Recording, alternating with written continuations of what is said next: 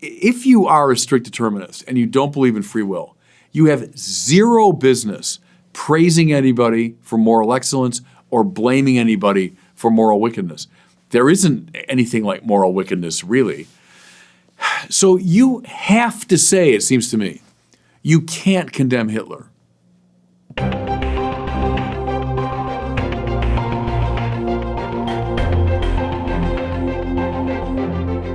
Welcome back to the Word on Fire show. I'm Brandon Vogt, the host and the senior publishing director at Word on Fire. Can everything in the world be reduced to atoms bumping against each other and chemical reactions in our brains? Or is there something more to reality than its material elements? Well, a new book argues that there is more, and that's what we'll be discussing today with Bishop Barron, who joins us from Rochester. Bishop, good to see you. Hey, Brandon. Always a joy to see you. I was just with you for the last 3 days. I got home last night, but we were in Rochester, your diocese there, for an extraordinary conference called the New Ressourcement Conference, which Word on Fire Academic hosted. Tell us about that. We're launching a new journal called the New Ressourcement. And people that have followed me know that as you survey the different theological movements over the past many years, I kind of tend in this direction of what's called classically the Ressourcement, or the going back to the sources movement. Think of de Lubac, think of Danielu, think of Balthasar, think of Ratzinger, think of Wojtyła, all those people from the mid-20th century who impacted Vatican II in a big way. Think of the Catechism of 92 as very much influenced by the Ressourcement, sometimes called the Nouvelle Théologie, the new theology. It was new back in the 50s, you know. Well, I think what's needful today is a kind of new Ressourcement. It's a revisiting of that movement, but now in a fresh way, addressing particular issues we have today. So we launched the journal in a lovely way by having a conference up here with, I think, some of the very best people writing today in Catholic theology. We had, a 3 or 2.5 day conference. I gave a keynote at the beginning, despite my hoarse voice from the trip to Rome, talking about what I mean by a new Ressourcement. And then there were just a whole slew of papers that were really good, and I was able to take in a lot of it. I was still trying to run my diocese, but I was able to get over for a number of the talks. So it was a great joy. Big thanks to Jason Payon, the editor of Word on Fire Academic, Rachel and Jason Bullman, who helped coordinate it, and Doug Cummins and our excellent production team helped put it on. Mary Emily as well helped with the logistics. So big success. We'll have a lot coming from that conference soon. Videos of the talks. The talks themselves will be published in the initial issues of the New Ressourcement Journal, which will debut in 2024. So look forward to that. Well, today, Bishop, let's wrap up our discussion on Justin Brierley's new book, which I'm just a huge fan of. I encourage people to pick it up. It's called The Surprising Rebirth of Belief in God: Why New Atheism Grew Old and Secular Thinkers Are Considering Christianity Again. Today, we're going to focus on one of the final chapters titled Mind, Meaning, and the Materialists, which compares two dominant ways that people view the world today. On the one hand, you have materialism, which maintains that the natural world is all that there is and everything can ultimately be explained in terms of physical stuff. And Christianity, which sees a transcendent God behind and above our material world, and a God who imbues it with purpose and meaning. So let's start with materialism. Brierley claims that materialism is the background assumption that most people in the West live by today, that nature is a machine and that we're insignificant cogs within it, that there's no ultimate value to the choices we make, that we are simply being herded along by a vast, undirected, uncaring universe.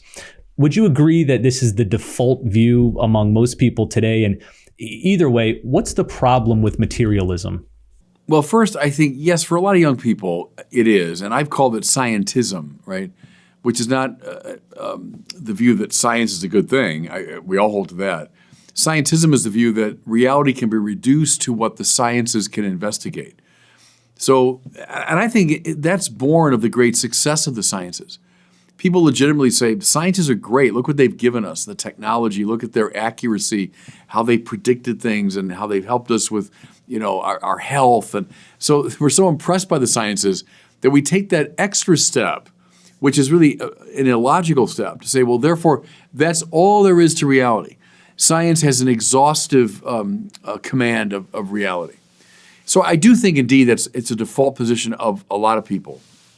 And if the scientists can't talk about it, well, then it's just old nonsense. It's old pre-scientific superstition, right? So then religion gets swept away.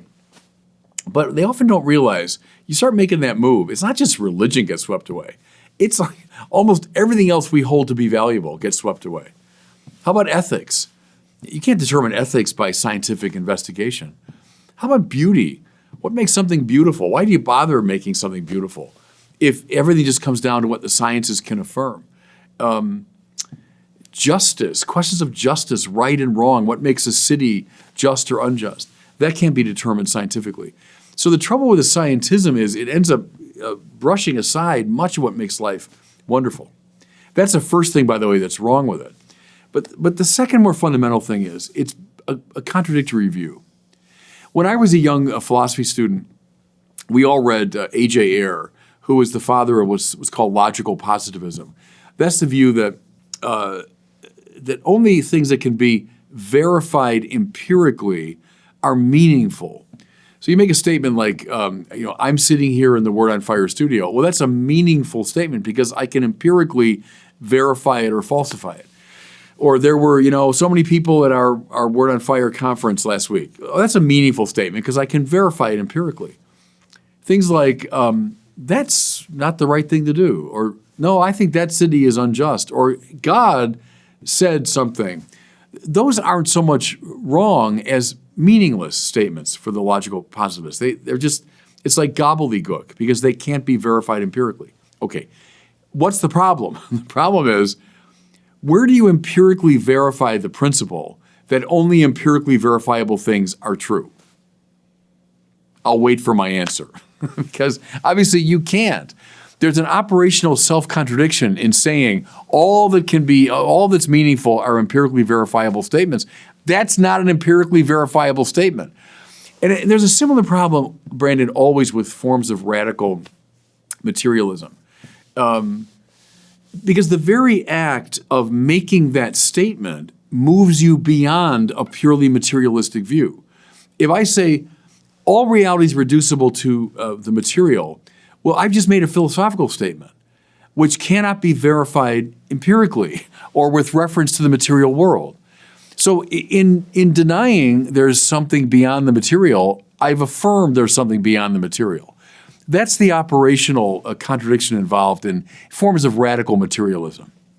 A very closely related view to materialism is determinism, sometimes described as the stepchild of materialism.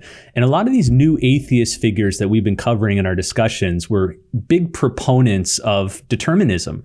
Determinism holds that everything that is happening in the world is completely determined by previous existing causes. So this implies that free will is an illusion, that we're not really free to think or to act as we choose. Everything we do or believe is determined by outside factors. As a Catholic, you obviously reject determinism. You believe in free will. But why? What's troubling about determinism? Well, a lot of things. It's born of a kind of Newtonian version of this materialism. So some of the Newtonians would have said, take any object in the universe, give me its position, give me its speed, give me certain factors. I will tell you infallibly where that thing's going to be in 10,000 years, right? So, within a sort of materialist Newtonian view of things, determinism seems to hold sway. One problem, Brandon, is that it's so scientifically dated, that stuff. Newton, we're talking about 18th century, but the quantum people today, read someone like John Polkinghorne, who keeps pressing this point, that the quantum world is a much more open-ended world than the one Newton gave us. And even if you want to look at it just materialistically, the quantum world leaves so much room for indeterminacy and for possibility and probability and so on. It seems to open up these cracks into which something like indeterminism or something like freedom or even God's intervention could be understood. So in a way, it's bad science. But here's another perspective. If you are a strict determinist and you don't believe in free will, you have zero business praising anybody for moral excellence or blaming anybody for moral wickedness. There isn't anything like moral wickedness, really. So you have to say, it seems to me, you can't condemn Hitler. You can't. If you're a strict determinist, there's no free will. Hitler's just this poor guy that was determined from the time he was born to act the way he did. You can't praise Mother Teresa. You can't praise any, let's say you're not even a religious person, but pick a hero of yours that you really admire. You can't praise that person. You shouldn't. It's a category error. Well, that's just so deeply counterintuitive, right? Our instinct is that, no, of course, moral praise and blame can and should be assigned. So there's kind of a, I think, dated science problem with it. And then there's this repugnance we have to the view that I can't morally blame or morally praise. In his book, Justin Brierley traces a lot of these prominent materialists and determinists, a group that overlaps with the new atheists we've been discussing. But then he shows how, interestingly, a lot of high-level thinkers have recently changed course and have abandoned materialism. This includes the psychiatrist Ian McGilchrist, the philosopher Thomas Nagel, and the novelist Philip Pullman. Now, none of those men are now religious, but they've each recognized that materialism fails to account for many facts of the world. And I want to talk about some of these facts with you. One of them is consciousness. That was a big one for a lot of these figures. Consciousness seemed to be what undercut their materialism. What is consciousness, and why does it present a problem for materialists? Call it a reflexive self-awareness of both inner and outer states might be a definition of consciousness. We all experience it, right? Refer to it very readily, but you might characterize it that way. But here's the thing, Brandon, about consciousness, which is, it's very interesting. It's a very old problem. If all we've got going on in the mind are just atoms buzzing around or just states, chemical and physical states within the brain, things like judgment, I don't mean moral judgment so much here, but intellectual judgment can't be made sense of. When someone makes a judgment, you're considering a variety of scenarios. You're trying to explain something. You say, well, here's scenario A, B, C, D. I've considered them, and now I've made a judgment, a determination that I think that one is most correct. That one's in line with reality. There has to be something in your mind that transcends these merely physical states if you're able to make a judgment in regard to them. Secondly, there has to be a freedom in regard to that judgment. If I'm just determined, I have to decide that's the right scenario, well then why would I have confidence that I've made a correct judgment? But if I have a certain freedom vis-a-vis these various scenarios, and I say freely, having looked at the evidence, I say that's the right one, now I'm in possession of a real act of consciousness. I've made a real rational judgment. And I can say, this really is my opinion on the matter. It's hard to make sense of that move unless we can find some distance between the merely physical scenarios under consideration and this one who makes the judgment, this conscious self that makes the judgment. Aquinas wouldn't play it exactly that way. Aquinas would put a great stress on the mind's capacity for pure intellection. So the mind takes in the physical world through the senses. These hands and these eyes, which are just extensions of the body, right, out into the world. So it takes in the data of the senses. But then the mind is capable of abstracting from sense data what he would call form or intelligible pattern. So when I say, looking at you, I say, well, Brandon is a human being, and he has his humanity in common with lots of other human beings that I could name. What's the mind done there? It's not simply seen you or seen other human beings. It's abstracted from what Thomas calls the phantasm. That means the kind of the memory of a perception. It's abstracted from that phantasm an intelligible pattern. Now, the intelligible pattern cannot be reduced to matter. If it could, well, then it wouldn't apply to all these different instances. If I identify you with humanity, well, then that's all I'm going to see. You're the fullness of humanity. What I've done is I've abstracted from my experience of you and a variety of others this pure, intelligible pattern. That's not material. Think when this strikes me as interesting because we do it all the time, is you're moving through your day and you're reading signs, traffic signs, or there's something on your computer, or none of those letters, all those letters A or L or M that you see, none of them is in the same physical configuration.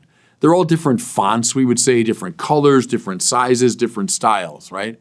The M I might see on a traffic sign, the M I would see on my computer screen, the M I would see in the newspaper. They're all different, but yet, weirdly, because I couldn't read otherwise, I recognize an intelligible pattern that I call the letter M. But that pattern is not any of those particular M's, right? It's a pure intelligible pattern. The mind is able to entertain and hold on to those. And that, says Aquinas, is the sign that the mind, at least in those higher faculties, has an immaterial dimension. It's not reducible to sense experience or memory. And so that would be his way of saying that consciousness, in its full ramification, indicates the immateriality of the mind. You hinted at this a moment ago when talking about judgment, but we might situate judgment under the more general category of rationality. And what Brierley covers in his book is the number of former materialists who abandoned materialism because they could not therefore make sense of rationality, how we freely come to believe certain things. He gives this famous quote from C.S. Lewis. C.S. Lewis himself, who was a materialist and then became a Christian later on. Lewis says, "Suppose there was no intelligence behind the universe, no creative mind. In that case, nobody designed my brain for the purpose of thinking. It is merely that when the atoms inside of my skull happen for physical or chemical reasons to arrange themselves in a certain way, this gives me, as a byproduct, the sensation that I call thought. But if so, how can I trust my own thinking to be true? It's like upsetting a milk jug and hoping that the way it splashes itself will give you a map of London. But if I can't trust my own thinking," he says, "of course I can't trust the arguments that lead to atheism, and therefore I have no reason to be an atheist or anything else. Unless I believe in God, I cannot believe in thought. So I can never use thought or rationality to disbelieve in God." What do you make of that line of reasoning? Well, there's a lot there. And as you know, there's a whole literature around that argument that Lewis kind of sums up a lot that came before him. And in his typical verve, he sums that up. And there's been a lot of debate since then. Elizabeth Anscombe, the famous Catholic moral philosopher, super smart lady, went to the Socratic Club when Lewis laid out a version of that argument, and she took issue with it, And some say it had a big impact on Lewis, others say it really didn't, but she took issue with it. What would I say? I think there's something right if by rationality, as he's pursuing it there, you mean these higher Thomistic moves that I was just referencing. I'm not sure, because I think a materialist might say in answer to that, the brain is not just random firings of atoms, but rather it's this developed organ that has evolved through the evolutionary demands of time and space and all that into being an organ capable of discerning and responding to the real world. Now, in its higher functions, I think the Lewis argument holds more water. If you get to the higher forms of rationality that involve real abstraction and involve the real perception of intelligible patterns, I think that's much harder to explain through simple recourse to brain function. There's something qualitatively different going on in the mind when it does something like make a judgment or intuit an intelligible pattern. I think these higher realms that Lewis invokes, I think, are legitimately at play. Another difficulty for materialism that pops up among these new thinkers that Brierley covers is beauty, right up our alley here at Word on Fire. Brierley quotes a young Australian man named Robbie who abandoned his faith in college thanks to the new atheists. But then Robbie had a transcendent experience that he couldn't make sense of on materialism. He says, I remember one occasion when I nearly lost my atheism simply while listening to a Beethoven symphony and watching the sunrise over Sydney Harbor. I couldn't understand how such an experience could be explained by a material world. What is it about beauty that suggests there's something more to this world than its physical components? Yeah, and a lot of people talk about that. Go back to Dietrich von Hildebrand, that the beautiful within this world, and Plato saw the same thing, the beautiful in this world opens us up to, it triggers an awareness of the source of beauty. Now, how come? We'll keep it anchored in what we've been talking about, intelligibility and form and so on. Because what is beauty? It's not just a sentiment like, oh, that's what a pretty sight that is. Think of Aquinas, right? Integritas consonantia claritas. That when you see something as one, well, that's a movement of a high rational function, to see something as one, as united. Consonantia is to see the play of parts, how the parts harmoniously make up a whole, right? But then maybe most intriguingly, claritas, and we say brightness would be a literal sense of it, but as all the commentators point out, what Thomas really means is the splendor of form. Having seen the form, I now see the splendor of the form. I've seen deeply into the intelligibility of something in such a way that its splendor becomes apparent to me. Well, see, those are very high moves of the mind. That's way beyond like, oh, what a pretty picture, or oh, that glittery thing caught my attention. That would be at a very primitive level of the senses. Necessary, often to get your attention, but then as you meditate upon a beautiful thing, you're moving into these very high levels of intellection, because you have to be able to see consonantia and claritas, both of which involve perception of form. And so in that sense, it triggers an awareness of this higher world. The form on display in this particular face or particular person or particular move in sports, right? What a beautiful golf swing that is, or what a beautiful fast break that was. What are you noticing but a splendor of form? Well, that means your mind's been engaged at a very high level, right? And then do the whole Platonic thing, where the splendor of form here below then leads us to a contemplation of the light in which all intelligibility appears. Read Lonergan now on that score. So that makes sense to me. And it's not just what a pretty scene. I have nice feelings about it. See, that would be a way of reducing it to sentimentality.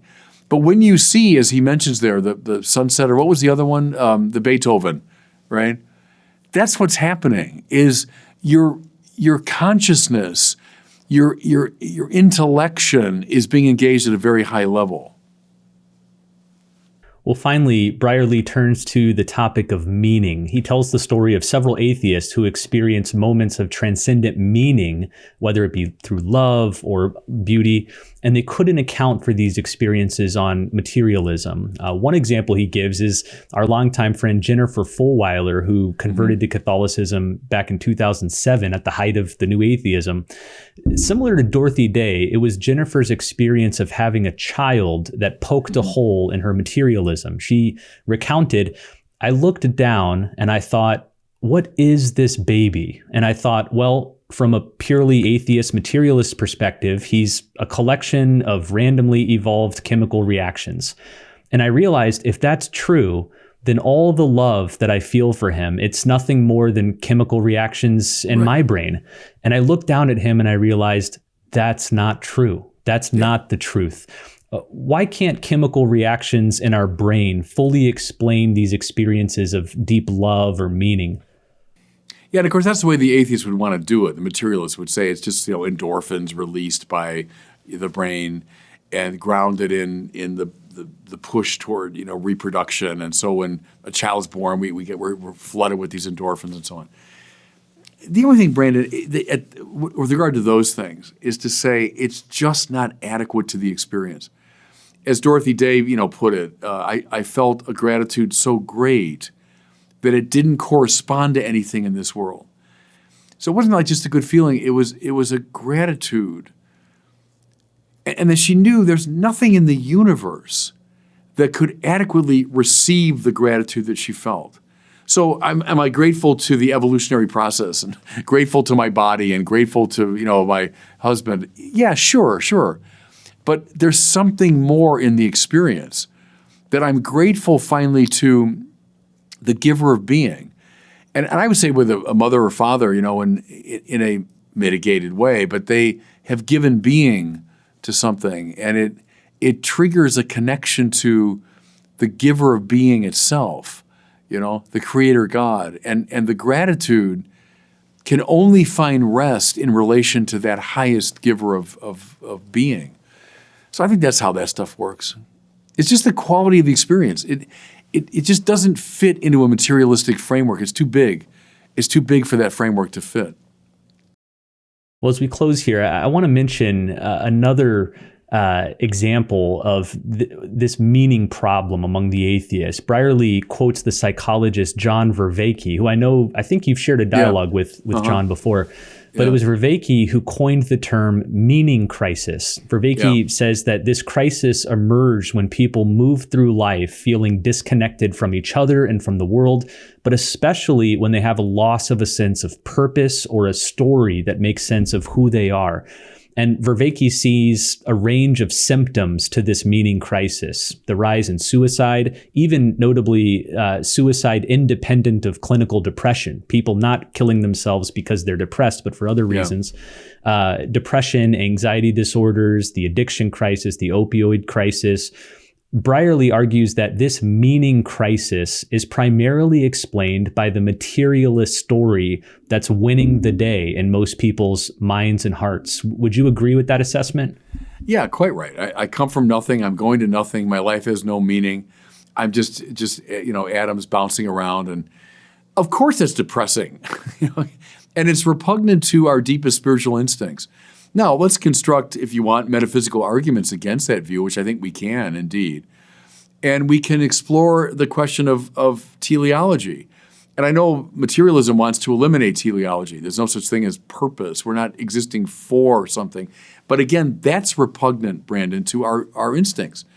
That we know, as we seek even the simplest thing, we seek it, but then it exists within a higher context. We seek that good because of a higher good. And we seek that one because of even a higher good and a higher good. Everybody in the world that seeks any particular good is inchoately seeking a summum bonum, a highest good. And now, what is that? What is that? Well, let's be honest about it.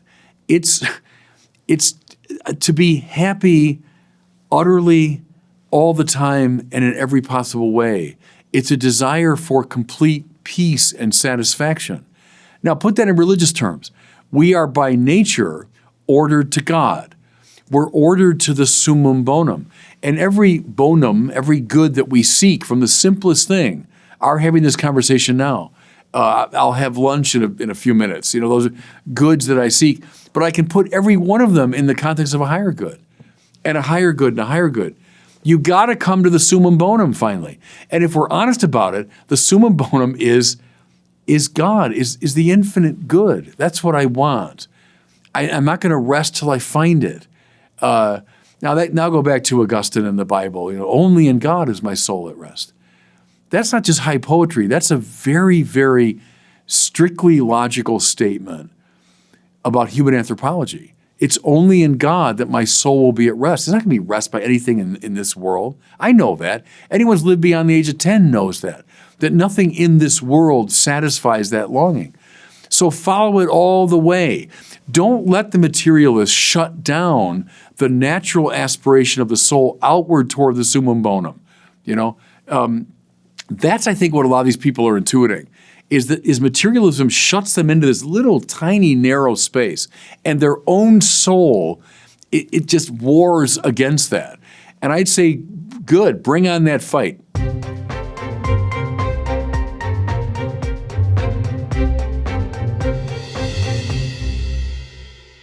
Well, it's time now for our question from one of our listeners. If you have one for Bishop Barron, you can record it and send it to us at the website askbishopbarron.com. Today we have one from Michael, who lives in Georgia. He's asking Bishop about contrition. Here's his question. My name is Michael, and I'm from Georgia.